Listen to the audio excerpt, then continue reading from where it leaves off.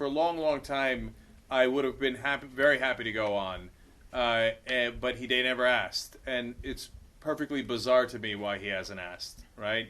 And I'm now at the point where, yeah, screw him, and so I might not go on. I say that because I think, well, maybe.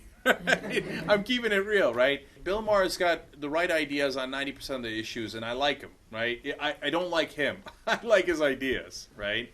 And a lot of people are a lot more curmudgeon in real life than they are in what you see on TV, right?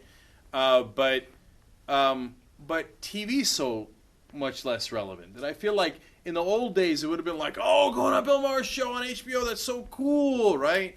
Now, like, oh, okay, whatevs, right?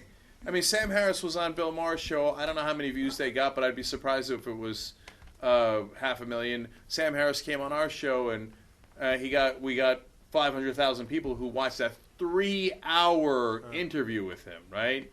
So it's old news. To a certain extent, too, it's changed in the past 4 or 5 years where there is no one media narrative like there was when the Young Turks started in 2002 and Air America came online in 2004. There was a media narrative that part of the mission for people like us was to try and break in and disrupt it and sort of just like loosen it and bust it apart. And now that doesn't exist in the same way, and I think a large part because of what's happening online.